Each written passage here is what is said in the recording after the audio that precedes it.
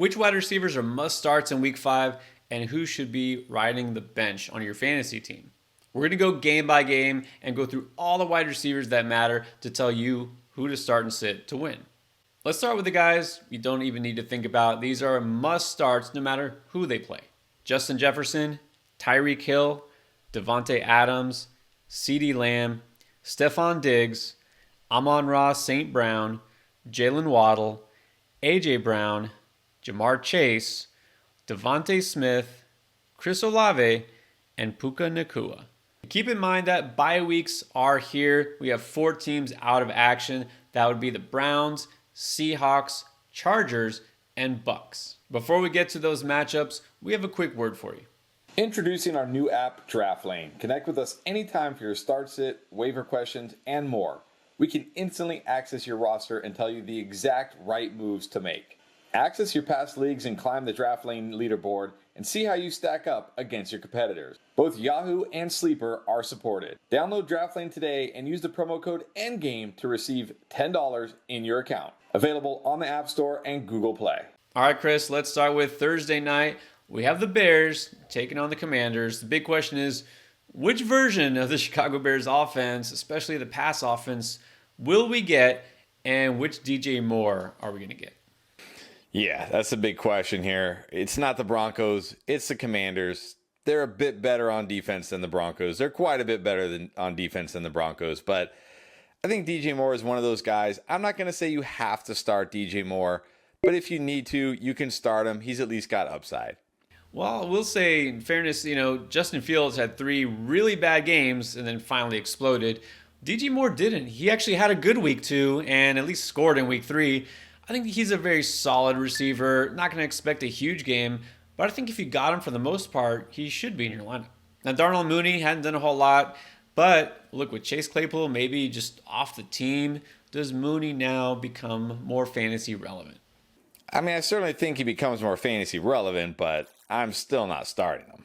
Yeah, it's not a smash spot. I mean, I'm not ready to go that far. I like Moore, but Mooney, it's a little too far for me.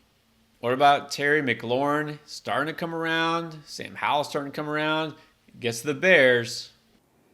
Yeah, in this matchup, I think if you got Terry McLaurin, you should feel pretty good. For the most part, Terry McLaurin is a good start this week. Yeah, seems like he's in a great spot to break out. So you got Terry McLaurin, you should almost definitely be starting him. What about Jahan Dotson? Not big numbers. Sure, he scored a touchdown, but he is at least getting targets. I mean, it's the Bears. Yeah, because of the matchup, I'm going to say he's startable if you need him, but not going to put him in that must start like Terry McLaurin. I'm not going to put Dotson in place of a guy who's kind of a solid every week starter, but I do like his upside. If you're looking for some upside at your flex spot, I think Dotson's not a bad pick. Jaguars are going to be facing the Bills this week. They're still in London, so let's see. Will Calvin Ridley come around? He's been kind of slowing down lately. Yes, he has, but the Bills did lose Tre'Davious White, so maybe that helps. I think if you got Calvin Ridley, you got to pretty much for the most part give him another chance and start him. Yeah, I'm not giving up hope on Ridley. I mean, he's still getting targeted. Last week, not so much because, they really didn't need to pass the ball much against Atlanta. I think Ridley has too much upside. I think he has a bounce back week. You mentioned the White injury. I'm also going to go even more than that and say I like his pick on underdog at 61.5 yards. I'm going to go higher than that. I know he hasn't gone higher the last couple of weeks, but the targets are there. I think the yards will be there. The White injury will help. If you take that pick on underdog, if you haven't tried it, by the way, another new customer special, you get a freebie. Justin Fields just needs 1 yard. So you take that higher on Justin Fields, combine it with the Ridley pick or any other pick you like, and you can triple your money just like that. So if you are new to Underdog, just make sure when you sign up, use promo code ENDGAME. That gets you a 100% deposit match for every dollar you put in. So go ahead and sign up now using promo code ENDGAME. And then there's Christian Kirk, who has effectively been the number 1 guy for the Jags so far this season. You like him in this matchup? Yeah, I like him pretty much in every matchup. He is what he is. He's going to have those big games. Then he's going to have those letdown games. But you got to take the good with the bad for Christian Kirk. Not overly terrified of this matchup. I think if you got Christian Kirk, you're starting him. And even though so far it feels like it's been either Kirk or Ridley, I think there's room for both. Zay Jones has been out. And so I think both these guys, you just can't leave that upside on your bench. If this does prove to be a shootout, you're going to want Kirk in your lineup. Now, speaking of Zay Jones, it's possible he comes back. If he does, do you think that he can also produce? No, I'm tired of starting guys coming back from injury. It doesn't seem like they ever play full snaps or ever as productive. I'm not starting Zay Jones if he plays. Yeah, gonna agree. I mean, I would prefer to take my chances elsewhere. What about Gabe Davis? Look, maybe this year he's going to kind of fulfill that promise we had from last year where he let people down. You like Gabe Davis here? Yeah, I mean, I do. I don't feel like it's a smash spot for Gabe Davis, but he's one of these guys, can always come through. If you need him, you can start him. I mean, I kind of feel the same way always about Gabe Davis. Is I don't know what to expect from him, but I know he could always get a touchdown, have a big grab. This game could be high scoring, high upside flex. Texans at the Falcons. This Houston passing game, far more prolific than we expected. Nico Collins last week, another huge game against Atlanta. I'm guessing he's a good start. Yeah, I mean, look, he may get a lot of A.J. Terrell, which isn't great, but I feel like Nico at this point is one of these guys, unless you have really good options, you kind of have to start him. Yeah, I mean, we've seen a couple of monster games so far. Sure, he won't always be going off because sometimes it'll be a guy like Tank Dell. But look, if you have Nico Collins, you can start him and feel pretty good. But is this going to be a Tank Dell week instead? Are they going to flip the script on us? I mean, they could. I said this on the Panic video. These guys, you just put them in your lineup, you take what you get, and you never know who it's going to be. Maybe it'll be both. But Tank Dell, I don't feel quite as good about. He's a rookie. He's going to have more ups and downs. So for me, he's more like an upside flex play. Yeah, we really just don't know what to expect. Remember, this whole Houston offense is different. Rookie quarterback, Tank Dell is a rookie head coach. So it's hard to really know, but he has upside. The matchup is good. High upside flex. And then we really don't know what we're getting other than bitter disappointment most weeks with Drake London. Do you trust Drake London against Houston? Nah, I mean, do you ever really trust Drake London in this passing game right now? Desperation flex. Well, we'll see if anything changes. I don't expect it to this season. He does always have some potential, but you know what? Just know what you're getting into and know that you could be let down. Panthers taking on the Lions. Look, this Panthers offense hasn't been great, but Adam Thielen, I mean, is this a revival for him? 2 straight games where he's got a lot of catches and decent yardage. No, I mean, I liked him last week when I thought it was Andy Dalton. He was fine with Bryce Young, but that's the problem. He's just fine. And now he gets the Lions, whose defense is actually really good this year. I know it's hard to believe, but they actually are. Desperation flex play this week. I mean, I could see a path where, the Lions are up by multiple scores. They do need to pass a lot, but that's just not what they've been doing with Bryce Young. It's been so conservative. I think Thielen is a floor play because of the number of targets he gets in a PPR league, but I don't expect a huge game. And I did like DJ Chark last week, but that's because I thought Andy Dalton was starting, and it was Minnesota. In this game, I think it's just too risky. I can't start Chark. Yeah, way too risky with Bryce Young. No chance. And then out of nowhere, we saw Terrace Marshall have a pretty big game, but that was with Jonathan Mingo out, and that also was a different defensive matchup. So now against the Lions, is Marshall on the radar? No, I mean, Adam Thielen is barely on my radar. There's no way I'm starting Terrace Marshall. I'm going to agree with you. I'm not looking too hard at last week's stat line. And then for the Lions, surprise, Jameson Williams, just like that, is back and active, and he's probably going to be playing in this game. If you have Jameson Williams or you just scooped him up off of waivers, you just roll him out there in the flex and see what happens? No. This is a guy, let me see it first. It's not a great matchup. He barely even had preseason or anything. Yeah, not starting him first week back. Yeah, I get picking him up, obviously worth a chance to see what happens, but I've also expressed my concern with Williams, see if he's pro ready. Let's see him do something like you said. So stash and wait. And then Josh Reynolds hadn't been good the first couple of weeks, but, maybe his targets take a hit here with a guy like Williams back. Yeah, and it's not a great matchup where I feel really good about him, so I'd prefer to sit Josh Reynolds this week. Yeah, he's going to be kind of a boom bust flex option at this point going forward. But there's other flex options I like better this week. Titans taking on the Colts. DeAndre Hopkins, well, it looks like he's healthy, but it also looks like he's not doing a whole lot there in that offense. I mean, maybe we shouldn't be too surprised at that. Yeah, I shouldn't be too surprised, but this is a really good matchup. The Colts are very bad against, number one wide receivers. So if there is ever going to be a spot for a good Hopkins game, this is it. But I still feel like he's mostly a floor play. But at the same time, if you've got Hopkins, you're probably starting DeAndre Hopkins. Yeah, I don't know. Maybe it's the name value, and it's hard to just bench him outright. This is a decent matchup, But even with Burks out last week, still didn't put up numbers. Although he almost hit on a long touchdown pass, just barely couldn't grab it. So there's still some upside here this week, but again, he's more like a low end wide receiver 3 for me. And then what about Treylon Burks? Missed last week. If he comes back this week, is this matchup favor him?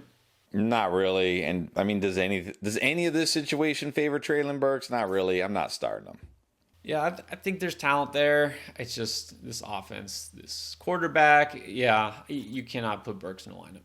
Now, Michael Pittman, on the other hand, I think he's a not only good but great start this week. Yeah, don't read too much into what Tennessee did against Cincinnati. That was an outlier. Michael Pittman, a very good start this week. Yeah, I love Pittman. We'll say a lot. You want to play receivers against Tennessee, and Pittman in an especially good spot this week. So definitely you should start him. And then Josh Downs, getting targets, not putting up huge numbers. Is it enough because of the matchup? No, not for me. I don't feel like this is going to be a Downs game. I feel like we're going to see a lot of Michael Pittman. I'm not starting Josh Downs. In a pinch, you could, but again, it's not running back, it's receiver. There's a lot of guys you could put out there that do have more upside, so it would have to be a deep league only. The Giants are taking on the Dolphins. I mean, we already know if you got the Dolphins' top 2 receivers, you start them, no questions asked. If you have any Giants wide receivers, I mean, the question is why, and then the answer is don't. I mean, are you starting any Giants receivers this week? No, definitely not. Saints at the Patriots. What about Michael Thomas? He's just kind of been steady, but not too exciting. Does that change this week? Probably not. Against the Patriots, I mean, if you're desperate and you're looking for a floor, he's fine, but that's about it. Yep, seems like exactly that. Just a floor play in PPR. So if that gets you going, sure. If not, maybe look for more upside. And then there's Rashid Shaheed, who's the complete opposite. Kind of a boomer bust play. Do you think he booms this week? No, and especially if Derek Carr's out there with his bum shoulder again. I mean, maybe if it was Jameis Winston, I'd feel okay, but with Derek Carr and that shoulder right now, can't trust Shaheed. Yeah, for as bad as the Patriots have looked lately, it's not really the defense. I think it's good enough, I'll say, don't gamble on Shaheed this week. We should probably also say just don't gamble on any Patriots receiver, but let's start with Devontae Parker against the Saints. Any chance? Hard pass. Same for me. Always the same for me with Parker. What about Kendrick Bourne? Did put up some numbers in week 1. That seems like a long time ago, though. Yeah, long time ago. Also a hard pass. Agreed. And then, just for the sake of completion, Juju. Juju every week, hard pass. Definitely pass. Ravens at Steelers. Well, pretty much the only receiver to talk about in Baltimore is their number 1 guy, Zay Flowers. What do you think? He's been kind of more just a floor play lately, too. Does he do anything better against Pittsburgh? I think he does. I think this is a ceiling week for him. I'm going to talk about him in another video upcoming. For now, I will just say you want to start Zay Flowers if you can. All right. I mean, we know the Steelers defense hasn't been too scary. The offense has been scary in a bad way. Yeah, Zay Flowers, always a solid start. So if you got him, you should feel pretty good. George Pickens, this is going to be a tough one. And I don't know, does it really matter with Pickett, without Pickett? What are you feeling about George Pickens this week? Yeah, with or without Pickett, I mean, I'm not going to say you have to outright bench George Pickens, but he's more just a start him if you need him guy. Yeah, it's not a great matchup. It's just not a great offense. I will say at the very least, Trubisky, if he is the starter in Pittsburgh this week, he does have an arm. He can get it to, his receivers. He's played before. He's not like a rookie making his first start or anything like that. So I think Pickens is at least flexible. Bengals taking on the Cardinals. Well, let's start with T. Higgins. Fractured rib. You would think he wouldn't be playing, but they're talking as if he might. If Higgins makes it out there for week 5, do you put him in your lineup? I mean, it's a good matchup, but we've been burned by Higgins before when he's injured and plays. This doesn't sound like the kind of injury you want to trust. We just saw Debo come back from a rib and do almost nothing. I'm not starting T. Higgins even in a good matchup. You're exactly right. We've been burned by T before with this same type of situation. And I've also learned, especially this year, not to believe the media reports when it seems like that doesn't sound right. A guy who fractured a rib is just going to go out there and play. So even if he does play, it's going to be as a decoy. So don't even think about Higgins. If Higgins doesn't play, does that suddenly make Tyler Boyd a guy to stream? Yeah, it's as high as I can go. Like, if you need him, you can start him. It's a good matchup, but it's not like this Bengals offense is rolling. But if you need him, you can start him. I'm not going there because, look, if there was a week Boyd should have done something, it was last week against Tennessee, who is terrible against receivers and especially slot receivers, and Higgins was out for most of that game.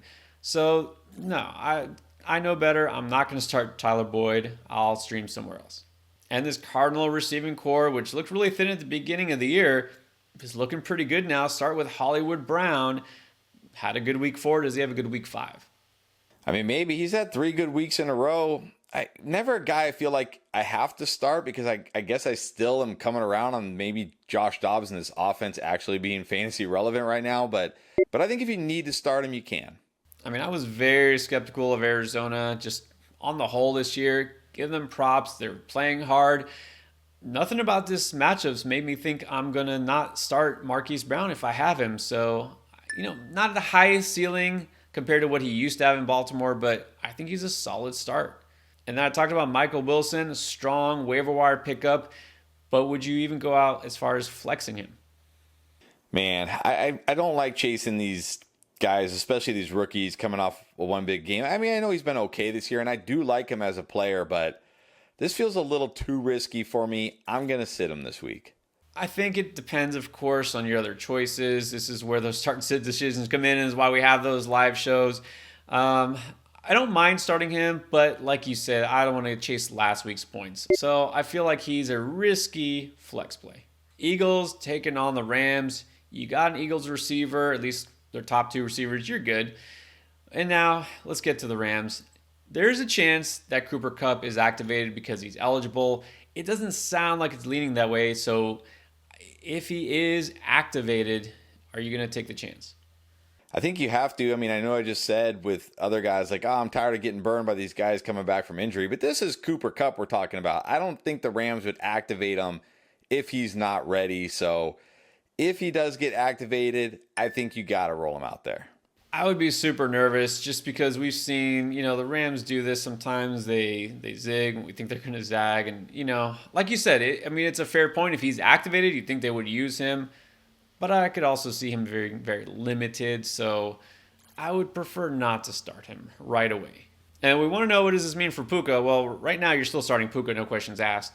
But what does it mean for Tutu Atwell? Yeah, I mean, I think if Kupp plays, that really puts a big dent into Tutu Atwell. If Kupp is out, though, I still don't love Tutu Atwell in this matchup. If you need him, you can start him, but that's about it. Well, the last 2 weeks, Tutu's numbers have been going down anyways, getting targeted, but not very deep and not getting a lot of yardage. I think in this matchup, I'm not putting Tutu. Jets will be taking on the Broncos. So Garrett Wilson, just when you thought you could forget about him, made some things happen last week. Zach Wilson made some things happen. Can they do things against this terrible Broncos defense? If they can, this is the defense it's going to be against. I think this is 1 week where I'm going to say, if you got Garrett Wilson, start Garrett Wilson. Yeah, we were initially saying, well, they got Surtain, one of the best corners in the league. It doesn't seem to matter because the rest of the defense is so bad. I don't know why or how, but it doesn't matter. Garrett Wilson looks like a strong start this week. Then Cortland Sutton has quietly been putting up decent numbers on a weekly basis, but then he might get the sauce treatment this week. What do you do with Sutton?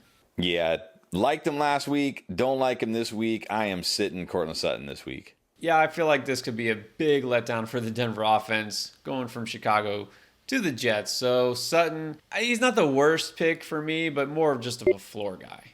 And then there's Jerry Jeudy. Finally kind of did something fantasy relevant, but I'm still not there with him.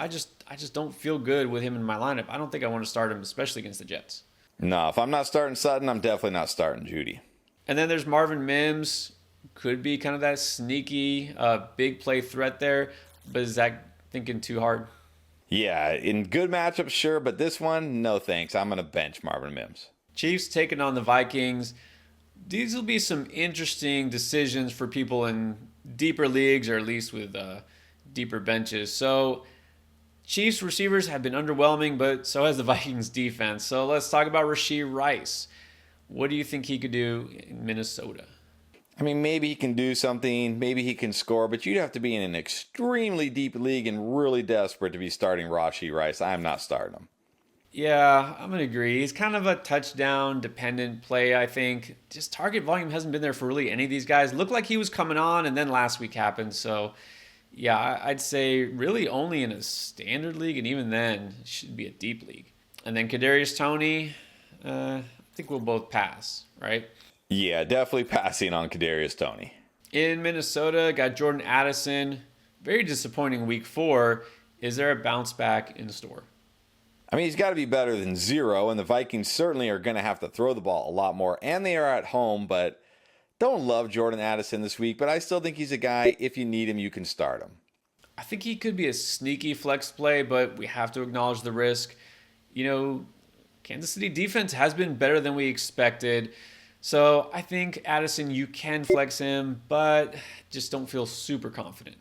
And then what about KJ Osborne? I mean, he probably can't be confident at all. No, not confident at all, not starting him. Cowboys at the Niners. Michael Gallup starting to come on a little bit, getting more targets. Is he now on the flex radar?